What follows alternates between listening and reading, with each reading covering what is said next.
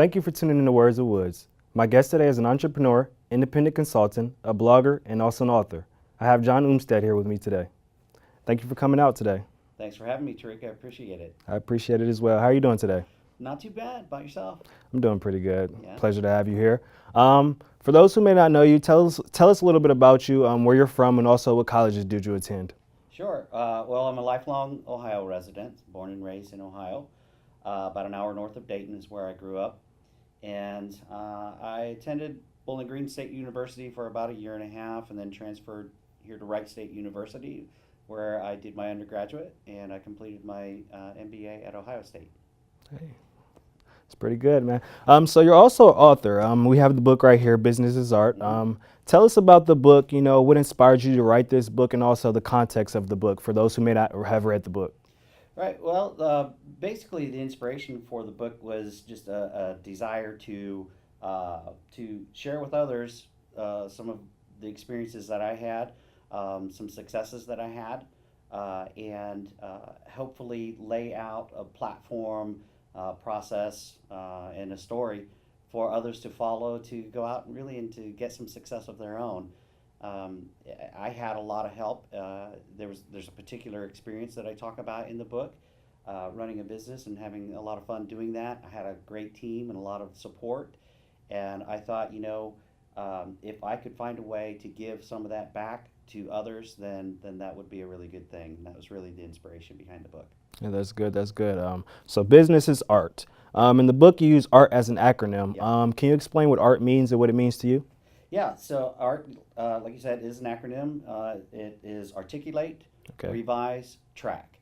And basically, that means you need to articulate what it is that you want to achieve, whether it's in your business or in your life, career, what have you. But you have to say it out loud and document it and put plans together for how you're going to achieve it. The R is revise. That means you have to be wise enough to be flexible and revise your plans as you move along. Track is the T, and that simply means track your progress as you move along so that you can make better informed decisions, make better revisions to your plan, and maybe even at times re articulate what it is that you want. Hey, man, I never would have thought I would have used art in that way. Can you tell me the difference between strategic planning and business planning? Yeah, sure. And actually, just to go back real quick, what you were just talking about with art, um, like you said, I use it as an acronym in the book, but I also kind of compare business to art as well as to science because I really believe that business is both. It's both an art and a science. Yeah, definitely. And so just did a little bit of a play on the word. Science was too big of a word to make an acronym. Definitely, definitely, definitely. Yeah, so like I said, can you tell me the difference between strategic Yeah. planning and business planning? Yeah, so in terms of business, one of the things that you should do, whether you're starting a business or running one that's been around for a while, what have you, is you should have kind of some foundational components of whatever it is that you're doing. And one of those foundational components is a vision. You need to have a vision for how you see whatever this thing is going forward out into the future. You also need to have some things like, what is your mission? And that is really more of what you do. So, vision is how you see it, mission is what you do.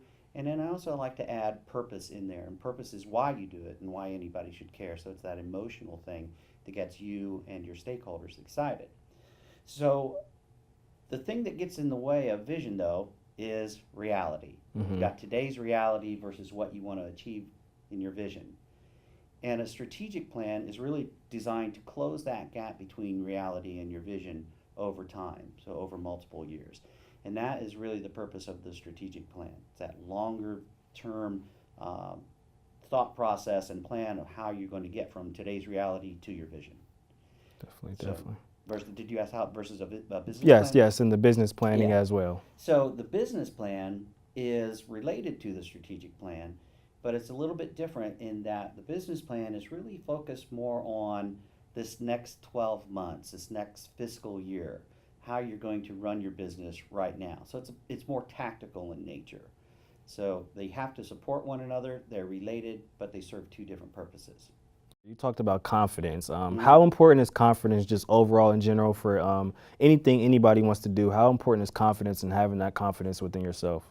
It's critical. I don't know how things don't just happen, right? I mean, success doesn't just happen to you. You have to Hmm. go out and create success. And I think all of us, unless you're just a complete narcissist, all of us have confidence issues from time to time. We all feel like, I can't do this, or why would anybody believe in me or want to listen to anything that I have to say? You know, it's just me, and we all get those little bugs in our ear that bring us backwards. And if we don't have ways or support systems or networks or those people around us that can get us back on track, remind us from time to time, hey, you are worthy, you do have something good to say, you can do this, Hmm. then chances are pretty good you're not going to do it. So confidence is absolutely critical. You have to have it. If you don't have it all the time, you need those networks around you that can help you bring it back. Yeah, I definitely agree. Confidence is everything. Mm. To get back to the text, though, when I read the book, you talked about this $50 million example. Yeah, Explain the $50 million example and how you use that in the book. sure. Yeah. So the book does a couple of things. One, it does chronicle an experience that I had running a business and growing that business, and that's where the $50 million example came in. It also lays out a process that others can follow and go out and hopefully do some of the same kinds of things that we did. But I was hired to take over this company that at the time it was sitting at about $21 million in annual revenue and had about 170 employees. And uh, it was a really good business model. It'd been around for about 25 years, grown from a couple of people to the size that it was at that point, but it kind of stagnated and stalled and was just beginning to be threatened with going backwards. So it wasn't in any kind of turnaround situation, but if we didn't do something, it was going to be. Well, in looking at this business, it wasn't just me, but others, we looked at it and said, there's so much potential here. We can take what's really good about this business and we can expand on it. So ultimately, we decided that what we wanted to do was not just avoid a turnaround situation. We wanted to grow that business, and we chose $50 million as a target to shoot for. And in the book, I mentioned, we brought in a facilitator to help us coordinate our thoughts and go out and solicit input from all of the employees and help us strategize and put plans together for reaching that $50 million target. And I'll never forget her asking me, why $50 million? Hmm.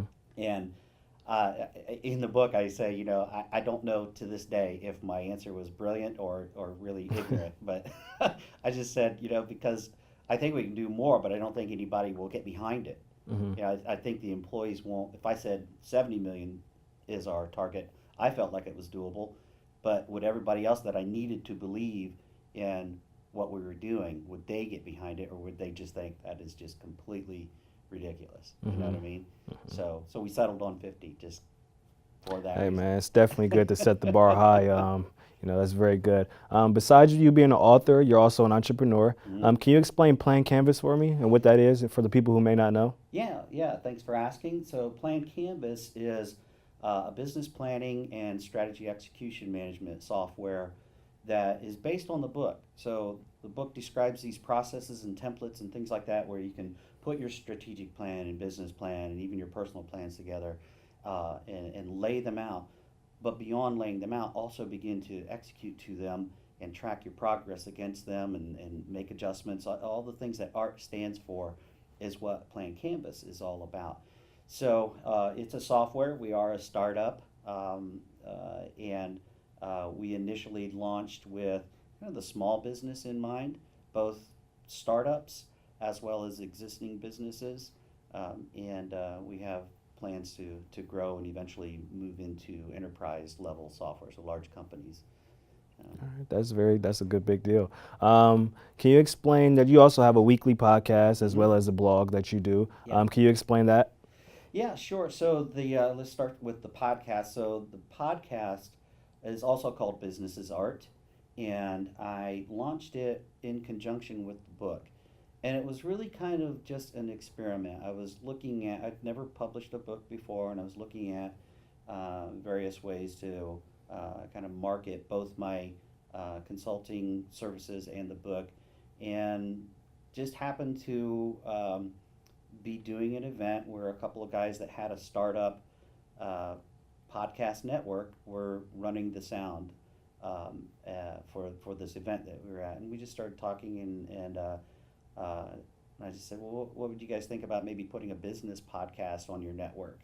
And they're like, yeah, let's give it a try. So I was like, well, okay, let's give it a try. Yeah. And it really just started out of the book, and the idea was we'd talk about kind of some of the subject area that's in the book, but it really progressed fairly rapidly into we really just cover any kind of business related topics, and we now have several thousand subscribers.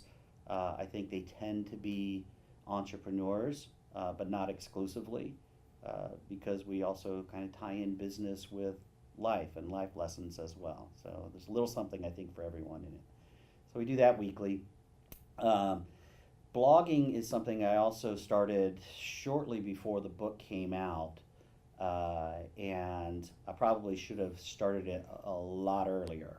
But initially, the thought behind doing the blog was really to kind of build a platform, Hmm.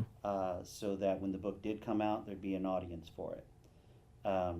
But I started it a little late. So if there are any of your It's any of your better late than viewers never. yeah, if any of your viewers are thinking about writing a book, becoming an author, uh, start blogging first or start podcasting first, and do it well in advance. Build that platform before your book comes out. Hmm.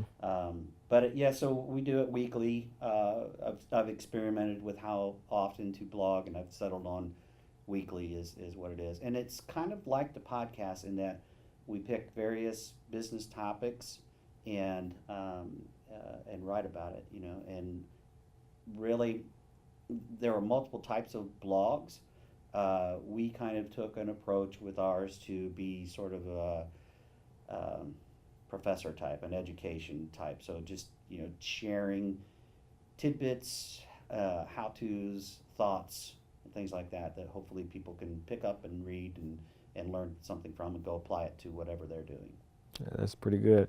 So you're an author, entrepreneur, you host a podcast, and you're a blogger. Are there any other services that you provide that I may not have, touch base with or anything like that? Yeah, all of that is all also tied to my consulting work. So I'm a business consultant, and in that capacity, I work with a number of different types of businesses, and do a number of different types of things. But I try to center it around this. It's not always there's a whole slew of other things that I periodically get involved with, but I try to center it around business is art and plain canvas. All right. A busy man, I see. So, out of everything that you do, it seems like you do a lot, obviously. How do you, find inspiration and get inspired and still have that passion and love for what you do? Uh, well, that's a great question because I think all of us get to points where it's like, gosh, it would be so easy to just stop, like playing canvas as an example. We've been at it for a couple of years, and it's a long, hard, slow trudge through the mud. Some businesses you can get up and running immediately, especially if you're selling something over the counter. Hmm. It might be more expensive to start up, but you can do it more quickly. Something like software takes a lot of time. There's a lot of software out there. How do you get out to the audience once you've got something? So it's a long, slow trudge through the mud, like I said, and it's so easy at times to say, "Oh man, I'm going to quit," Hmm.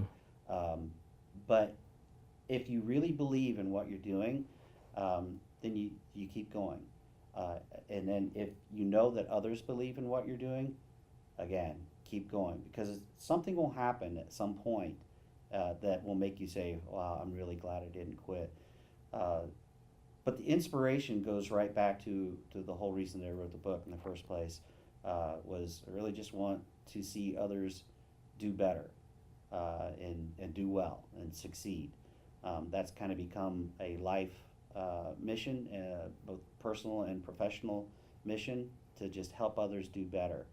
And there's a big story behind that that's full of tragedy. Uh-huh. I had some people that were close to me, including my nephew, committed suicide all in fairly rapid succession, and it put me in a pretty bad place emotionally. And I had to just kind of fall back and reevaluate my own life and think about, what do I want to do, what satisfies me, and how can I help others?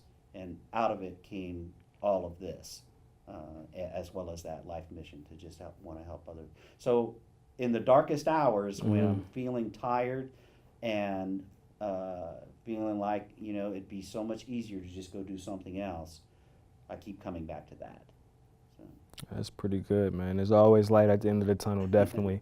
Where can people follow you at on social media or your website, if they want to get in touch with you? Yeah, I'm really, really easy to find. So I'm on Twitter at Jon Umstead. You can find me on LinkedIn, pretty active out there. I do have a Facebook page, Jon Umstead MBA, but I don't use it a lot. I do post once or twice a week on Facebook, but I'm much more active on Twitter and on LinkedIn. Or they can go out to our website, plancanvas.net.